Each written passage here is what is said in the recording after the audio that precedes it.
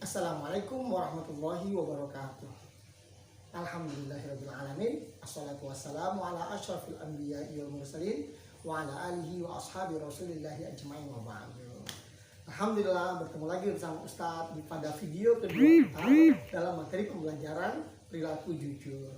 Nah, bagaimana sekarang kita akan kupas sedikit tentang materi kita, yaitu perilaku jujur. Yuk, sebelum kita kupas, kita berdoa dulu ya. A'udzubillahi minasyaitonirrajim. Bismillahirrahmanirrahim. Alhamdulillahirabbil alamin. Allahumma shalli ala Muhammad wa ala ali Muhammad. Rabbana zidna ilman warzuqna fahman. Rabbana shrah lana sudurana wa yassir lana umurana wahlul 'uqdatam min lisanina yafqahu qawlana. Walhamdulillahirabbil alamin. Nah, baiklah. Sekarang kita akan bahas satu persatu tentang perilaku jujur ini. Yaitu yang pertama kita akan bahas tentang pengertian daripada perilaku jujur. Kemudian yang kedua kita akan bahas tentang dasar hukum perilaku jujur, yaitu dari Al-Quran dan dari Al-Hadis. Kemudian yang ketiga adalah keutamaan berperilaku jujur. Dan berikutnya adalah yang keempat, macam-macam perilaku jujur. Kemudian yang kelima, kita akan perlihatkan contoh daripada perilaku jujur. Dan yang keenam adalah manfaat daripada jujur itu. Nah, sekarang yuk kita lihat satu persatu ya. Pengertian dan definisi jujur. Jujur secara istilah dari bahasa Arab disebut dengan as-sidq, ya. Ini sesuai dengan nama Abu Bakar as-sidq, yang artinya dia jujur. Nah, secara bahasa kata sidik itu berarti lawan dari bohong. Nah, jadi jujur itu apa? Jujur itu berarti mengatakan atau melakukan sesuatu sesuai dengan kenyataannya. Demikian kata jujur. Nah, dasar hukum dari jujur ini adalah Quran surat Al-Ahzab ayat 70 sampai 71. Bunyinya seperti ini. A'udzu billahi minasyaitonir rajim. Ya ayyuhalladzina amanut taqullaha wa qulu qawlan sadida. Nah, artinya apa? Artinya adalah, hai orang-orang yang beriman, bertakwalah kamu kepada Allah dan katakanlah perkataan yang benar. Nah, di sini katakanlah perkataan yang benar. Inilah perintah untuk berlaku jujur. Apa gunanya? Gunanya adalah di ayat berikutnya. Yuslih lakum a'malakum wa yaghfir lakum dzunubakum wa may yuti'illaha wa rasulahu faqad faza fawzan 'azima. Nah, artinya seperti apa? Agar Allah memperbaiki amal-amalmu dan mengampuni dosa-dosamu. Dan barang siapa yang mentaati Allah dan Rasulnya, maka sungguh dia telah mendapatkan kemenangan yang besar. Jadi manfaat kita berlaku jujur itu agar Allah memperbaiki amal-amal kita dan Allah mengampuni dosa-dosa kita. Jadi kalau Allah perbaiki amalan kita, tentu amalan kita akan menjadi baik. Dan Allah ampuni dosa-dosa kita, tentu kita tidak punya dosa. Akhirnya kita akan masuk ke dalam surga. Adapun dasar hukumnya dari hadis adalah hadis Abdullah bin Mas'ud. Nah, bunyinya seperti ini. Alaikum bisidqi fa inna sidqa yahdi ilal birri wa innal birra yahdi ilal jannati. Artinya, hendaklah kamu berperilaku jujur, karena jujur itu akan membawa kepada kebaikan, dan kebaikan itu akan membawa kepada kenikmatan, yaitu surga. Nah, sekarang kita akan lihat macam-macam kejujuran. Yang pertama, jujur dalam niat atau kehendak. Yang kedua, jujur dalam ucapan. Dan yang ketiga, jujur dalam perbuatan. Tentunya, setiap antum ingin mengucapkan sesuatu atau ingin melakukan sesuatu, pasti antum punya tujuan. Tujuan itu disebut niat. Nah, sekarang antum harus jujur dalam niat. Niatnya mengatakan itu atau niatnya melakukan itu apa tujuannya? Maka itu macam-macam kejujuran. Yang pertama, jujur dalam niat, niatnya harus jujur. Kemudian jujur dalam ucapan, ucapannya itu harus jujur juga.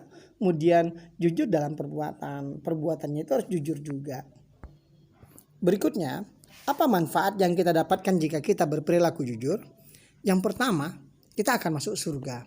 Ini sesuai dengan sabda Rasulullah tadi, yaitu sesungguhnya hendaklah kamu berkata jujur, karena jujur itu dapat membawa kepada kebaikan, dan kebaikan itu akan membawa kepada surga, ya. Maka kalau kita berkata jujur, kita akan masuk surga. Ini manfaatnya. Yang kedua, kita akan mendapatkan kepercayaan orang lain. Ini seperti film yang antum tonton barusan, yaitu dia mendapatkan pekerjaan dari orang lain dikarenakan orang itu percaya kepadanya. Kemudian yang ketiga, mendapatkan ampunan dari Allah Subhanahu wa taala, atau dosa kita akan diampuni. Nah, ini sesuai dengan wahyu Allah, firman Allah dalam surat Al-Ahzab tadi ayat 70 sampai ayat 71, Allah akan ampuni dosa-dosa kita, Allah akan perbaiki amalan-amalan kita dan mengampuni dosa-dosa kita. Kemudian yang keempat, hati merasa lebih tenang. Ini juga sesuai dengan film yang antum tonton tadi. Dia ketika dia menabrak mobil, karena dia dasarnya memang jujur, dia santai saja. Dia tidak berusaha untuk mencari alasan, bahkan lari dari tanggung jawabnya, ya. Kemudian yang kelima, memiliki banyak teman. Ya akhirnya anak buah orang yang kaya tadi, yang marah-marah itu akhirnya berteman sama orang yang menabrak tadi, padahal dia sebelumnya marah-marah kan. Nah, itu karena dia tenang sehingga banyak orang yang mau berteman sama dia. Kemudian yang keenam, mendapat pahala yang besar. Pasti orang yang berada di surga itu adalah orang-orang yang memiliki pahala yang besar. Kemudian yang ketujuh, yang terakhir, mendapat berkah dari Allah Subhanahu wa taala. Berkah hartanya, berkah dirinya, berkah apa yang dia miliki, ya. Berikutnya, contoh sikap jujur. Nah, yang pertama, jujur di rumah. Bagaimana cara kita mencontohkan sikap jujur di rumah? Yang pertama, kita tidak berbohong kepada ayah dan ibu kita, ya. Dan yang kedua, kita mengakui kesalahan dan meminta maaf jika memang kita salah kepada keluarga kita, kepada ayah kita, kepada ibu kita. Kemudian yang ketiga, kita harus meminta izin kepada ayah dan ibu jika keluar rumah. Ya, harus minta izin. Karena yang punya rumah siapa? Kemudian yang mengawasi kita dan mengasuh kita siapa? Nah, kita harus meminta izin kepadanya. Karena orang tua kita itu sangat bertanggung jawab terhadap kita. Maka apapun yang terjadi sama kita, maka dia akan berusaha untuk memperbaiki, ya, menjaga. Sehingga antum harus izin jika ingin keluar rumah. Walaupun antum pergi ke rumah tetangga, wajib kita minta izin.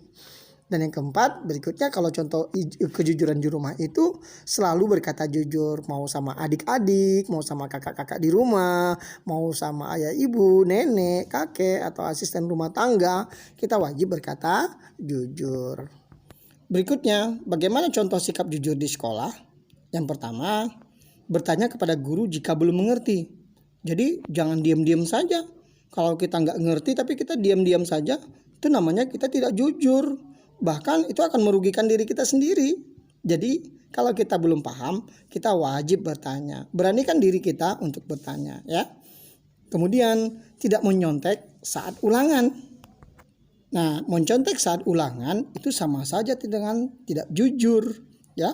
Jadi saat ulangan kita harus mempersiapkan diri kita sebaik-baiknya. Kemudian berikutnya yang ketiga, meminta izin jika memakai barang milik teman. Kita harus minta izin dan ini sesuai dengan code of conduct kita yang pertama, ya. Dan itu wajib kita meminta izin. Karena kalau misalnya kita tidak meminta izinnya, hanya memakainya saja, sama dengan maling, ya.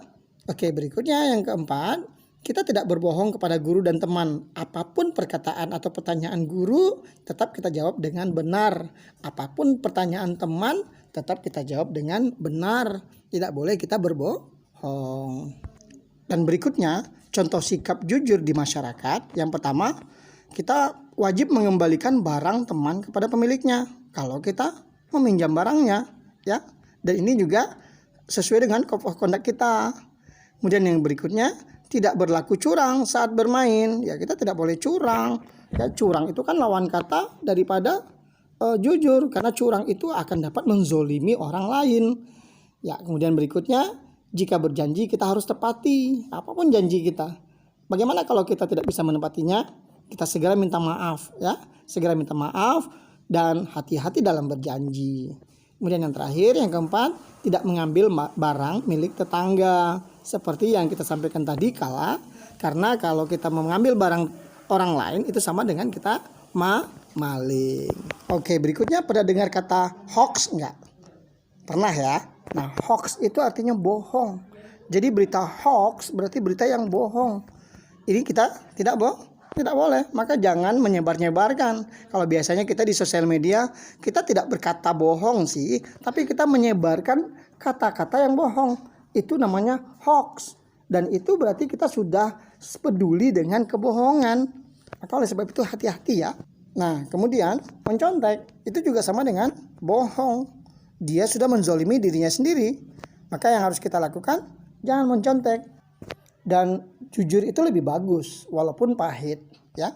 Karena orang Arab mengatakan kulil haqqo walau kana murron. Katakanlah yang benar atau yang baik-baik saja atau yang betul-betul saja walaupun itu pahit. Karena itu akan lebih bagus manfaatnya. Oleh sebab itu, mari kita semai kejujuran agar kita tuai keberkahan. Sekali lagi, mari kita semai kejujuran agar kita tuai keberkahan. Bagaimana? Seru tidak berperilaku jujur? Ternyata berperilaku jujur itu lebih indah, lebih baik daripada kita berperilaku bohong.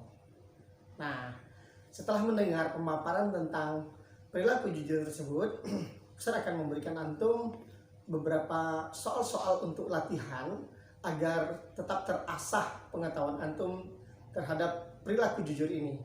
Soal itu akan Ustadz berikan melalui Edmodo yang seperti biasa Ustadz berikan kepada antum. Nah, silakan dikerjakan dengan baik dan dibaca kembali video-video atau dilihat kembali video-video ini jika antum merasa kesulitan dalam menjawab 10 soal latihan tersebut. Oke, ini saja yang bisa saya berikan. Semoga kita diberikan keberkahan oleh Allah dalam bidang pengetahuan dan adab tentunya, ya. Dan kita tutup, kita akhiri dengan membaca hamdalah. Alhamdulillahirabbil alamin. Subhanakallahumma wa bihamdika asyhadu an la ilaha illa anta astaghfiruka wa atubu ilaik. Assalamualaikum warahmatullahi wabarakatuh.